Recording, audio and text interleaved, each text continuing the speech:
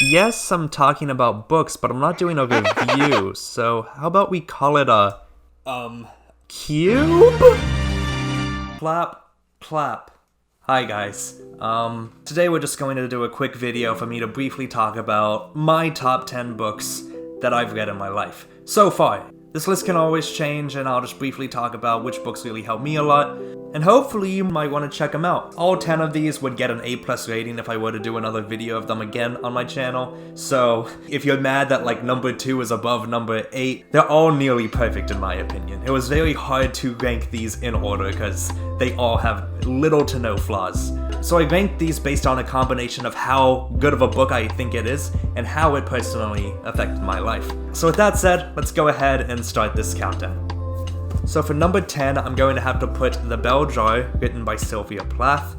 I was always very interested in Sylvia Plath as a person when I was in high school. I resonated a lot with her poetry in general, but it wasn't until I was around 20 years old that I picked up this book and decided to read it from cover to cover. I attempted it many times to read it in high school, but I wasn't that good of a reader at the time, so I never got through it, but I'm very glad that I picked this up, because while I was in high school, I felt consolence in how graphic and vivid her depressive poetry could yield to. But The Bell Jar for me, when I read it, was a subversion of this glamorization of depression, or glamorization of mental illness that Plath explored. I wouldn't say anything about this book is hyperbolic. Everything in this book felt super real and super messy. In a good way though, if that makes any sense. So yeah, The Bell Jar by Sylvia Plath, I'd recommend this to literally anyone. Sexism is also a key theme that's portrayed in here. There's a good bit of toxic masculinity shown around in the introduction towards the first part of the book. This is a nice mix of a coming-of-age story, a depressive coming-of-age story, as well as a work of feminist literature. So with that, let's move to the number 9th pick. You might be surprised, this is actually a kid's book. I'm gonna pick The Bridge to Terabithia as my number 9th pick. Now, I know, this book is not the most complex book in the world, it's not the most sophisticated book in the world, it's meant for kids, okay? Now, the reason this will always be in my top 10 is because the movie came out when I was in around 5th or 6th grade, back when I was a little emo boy listening to My Chemical Romance. Who are we kidding? I still listen to My Chemical Romance. But the reason why I feel like that was perfect timing for me was because when I was in 5th and 6th grade, that was when I was first mature enough to really grapple with this idea of the impermanence of life and how one of my friends can pass away at any given moment. Not the happiest thing in the world, no, but real. And it was very helpful when I had to experience one of my friends in middle school passing away. I remember when he passed away, I did come back to this book, and we used to play Minecraft all the time, so I'd play a lot of Minecraft, and I'd watch this movie, so this was always a good memory of him, so it will always be in my top 10. It's sad, but it's beautiful. So yeah, number 9. Love this book. Love this book. So I don't have a hard copy for my number 8th pick, I just have an electronic copy. So my number 8th pick, I'll just show you right here. It's Going to Meet the Man, written by James Baldwin. It's a collection of fictional short stories that deal with multiple aspects of being a Black American in New York, or just a Black American in general, in 1965.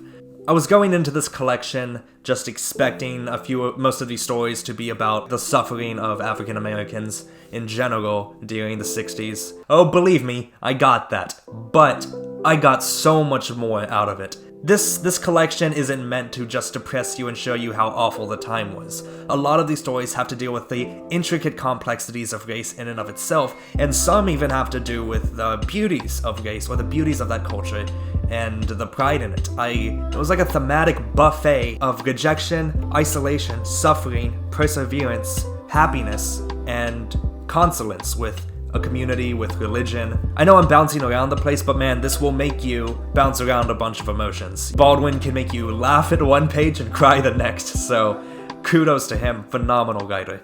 Oh my god, the goose are quacking. Why's my nose itching? Okay, so for my number 7 pick, I'm going to pick The Perks of Being a Wallflower, written by Stephen Chbosky. I tried to read this in high school, and I think I got through most of it, and I enjoyed it a lot. I decided to reread it about a year and a half ago. I even made an audiobook for it, which got taken down from copyright, but whatever. I made an audiobook for it just to expect it to be another good young adult literature story about a kid going through some issues during middle-class America in the early 2000s. And boy, this book aged like fine wine. This is an example of a book that ages phenomenally within time. Back when I was reading this, I was just focused on the plot of Charlie in and of himself and seeing how he coped through it.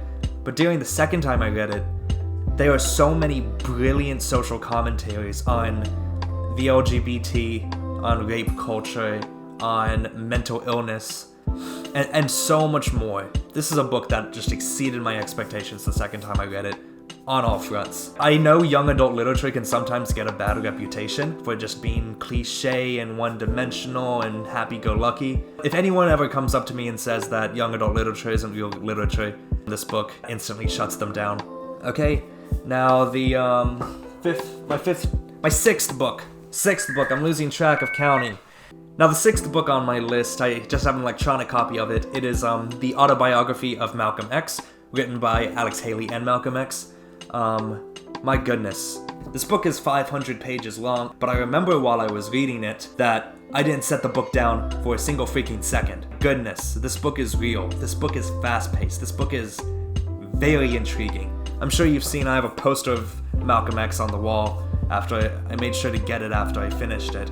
I did read it a little while ago, so I don't remember all of the content, but this book helped me in a lot of ways. One, obviously in a political way. Do not settle for oppression, or do not settle for being put down, and just a bunch of other philosophies that are spread out through this.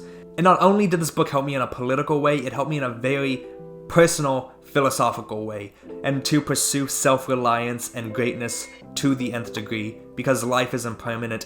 Malcolm X knew that his days were numbered, so I have that poster on my wall just to show me that I never know when my last day will come. Make the best of today. Do whatever you can to make this day worth a day living, and not to put up with hostility or bigotry, or forces that prevent you from achieving whatever you're trying to achieve. This book I'd recommend to anyone, even racists. Like, literally, a racist could enjoy reading this book. Maybe. Absolutely powerful. Alright, moving to my top 5. Also don't have a hard copy from this. I remember checking this out of a library. This is a Native American book, and it came out recently, actually. My 5th favorite book is There, written by Tommy Orange. Maybe I just need to read more modern fiction, because this gripped me to the edge of my seat on every single page. I believe this book is the reason why I personally think Native American literature might be my favorite genre. Tommy Orange exposes the reality of what it's like to be a Native American in modern-day Oakland through the use of multiple different characters before a big powwow where they all come together, and from the beginning, I started to fall in love with every single one of these characters.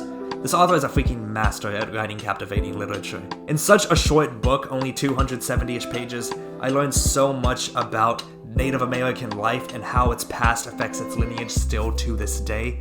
And even though it was a work of fiction, I sobbed my eyes out towards the end. It was absolutely riveting. If you are interested in Native American literature, check that one out. But yeah, it's also super sad. I think we have a common theme with a lot of my books. They're all super freaking sad. And the next one's also super sad. Let's go. I'm gonna try to make you all cry. Ugh. So my 4th pick on my 4th favorite book, it's actually a graphic novel. It's actually a manga. I'm sure you guys haven't learned by now, but I'm a weeaboo. This manga is one that I started in the 9th grade and it wasn't even finished yet, so each year I would keep up with it, so I had a personal affection to it. And coincidentally, this ended up becoming one of the best works of literature in general that I've ever read. And I don't know how much of that had to do with getting in on a manga series while it was ongoing, but I can assure you, it's stacked with nothing but positive ratings, and I'm looking back at it now. It's absolutely entertaining and thought-provoking. And funny. Oh my god, this manga's funny.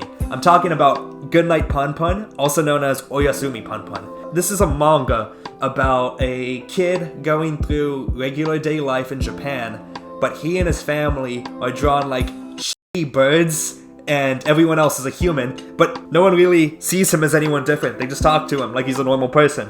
And it's absolutely hilarious how this is drawn out. It starts off with him falling in romantic love with this other kindergartner, and it starts on that in volume 1, and the last volume goes all the way into his young adulthood, into his 20s. The first volume is hilarious. The second volume's hilarious, a little depressing. The third volume's a little funny, very depressing. It goes from hilarious to dark very quick. But it's not doing that just for the sake of being dark. It's for the sake of exploring the depths and corners of life and struggle in general, and the mental struggles of adolescence and young adulthood in general. So, it is 18 plus, kids don't watch it. There's some graphic stuff in it, but if you want a manga that will change your life, this is a manga that I think will change your life, if you like manga. Alright, we're at our top 3. Top 3. So, for my third pick, I think it's by my favorite author. If I would have to pick a favorite author, it'd be John Steinbeck, and the book I'm picking is East of Eden. I read this a little over a year and a half ago, and this book, East of Eden, really made me come to terms with just who I am and why I shouldn't be ashamed of just being me. For the longest time of my life, I always felt like I was a bad guy, a bad person. Maybe I shouldn't talk so much, maybe I shouldn't use my voice for evil. But this book takes a twist on the Old Testament story of Cain and Abel, and it goes through a family lineage sort of similar to the book of Genesis, but it critiques it in the sense that it poses the question that what if Cain was actually a lovable person? How should he live his life? Should he stay forever cursed and forever tarnished for having these warts, having these negative qualities that everyone else condemns upon him? Or should he live his life as just a normal human being? And I remember when I first finished this, I was actually homeless in my car in California when I finished this. I gave my first Goodreads review, then after that it became addictive, just writing and having the freedom to speak my mind or just be myself. This book is long. There's a lot in this book that I haven't talked about. If you have the time, read this or listen to this. The audiobook on Audible is phenomenal. My favorite author, my favorite classic. I don't think this channel would exist if it wasn't for this book. I don't think any of my audiobooks would exist if it wasn't for this book. So, thanks Steinbeck for why this video's here. Alright, now my second favorite book of all time. This is gonna be interesting. I can't believe I put it this high, but I feel like I have to put it this high. And the second book I'm talking about is Born a Crime by Trevor Noah. That's insane, just thinking how those words would ever come out of my mouth. So I actually read Born a Crime when I was kind of going down a toxic political conservative wormhole. I was listening to a lot of conservative commentators being transphobic and victim blaming blatant racism, and that made me very apathetic towards everyone who just wanted to make the world a better place. I'd laugh at everyone, call them an SJW soy boy cuck. I'm a snowflake smasher 64. So I have no idea why I decided to pick up this book when I started reading it. I think Bill Gates' video praised Born a Crime, so I'm like, okay, maybe this is a good book. But let me tell you, when I picked up the book and opened it, I hated Trevor Noah. Absolutely hated the guy. I didn't find him funny at all. I found him super stupid, found him passive aggressive, and I'm like, Jon Stewart, please come back. Please come back. What are you doing? So then while reading this book, I'm gonna keep my head up for any snowflake SJW libtard speech, and I got none of that. I actually got very horrific storytelling of the shit Trevor had to put up with during the first few years of his life, and that made me instantly reconsider everything that I believed, reconsider a lot of who I am.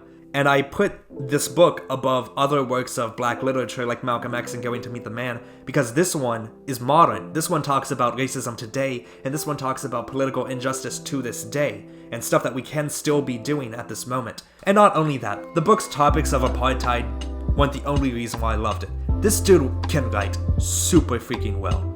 This dude can write amazingly. I was absolutely in tears at the end. There's a lot of funny stuff in this book, a lot of jokes at times, but he has a brilliant way of just interweaving the importance of many themes such as political advocacy, family, coming to terms with who you are, and how you can try to make a difference in the world. Always an A+ in my heart. And honestly, the dude's getting a little funnier on his shows now. I'm actually fine with him now. He's actually doing pretty well. So with all that said, we're finally at my number one book, my favorite book ever. I only read it once, and it was one of the first books I ever read cover to cover. And get ready for an anticlimactic number one pick. Get ready for the most predictable number one pick from a young adult 20-something sad boy who likes depressing books about coming to terms with one's own self. It's Catcher in the Rye. Will always be my favorite book. I only read it once, but I am absolutely going to read it again. There is no doubt about it. This book saved my life from toxic habits. I don't want to get too personal, but back when I was in high school, I wasn't much of a reader, and at a point, I was feeling very lost and very hopeless, and I just wanted to ask, and I just asked one of my friends who was a phenomenal reader, I need a book to help me get through life. I'm not the best reader in the world, nothing really makes sense, and life is confusing, and everything's going to shit. And they just said 4 words, Catcher in the Rye. And I'm like, okay, I'll pick it up.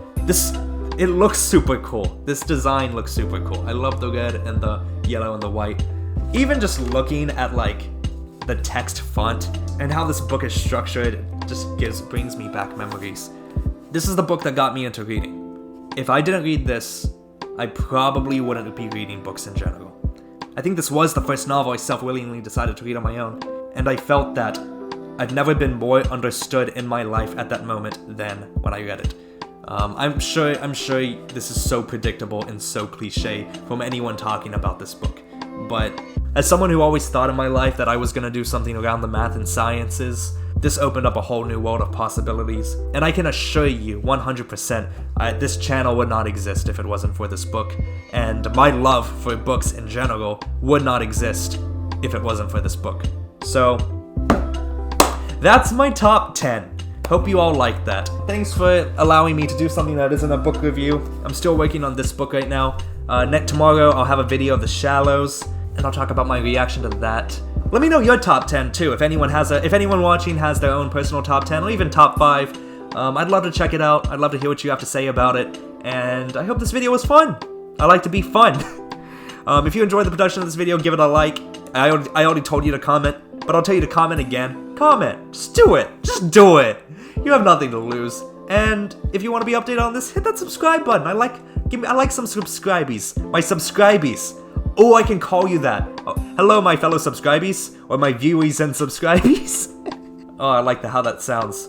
But yeah, subscribe if you want more of this stuff. I talk about books. I read books, and I try my best to make books entertaining. But I'll see you guys with another video tomorrow. Until then, I'm out. Have a good day, guys. Peace.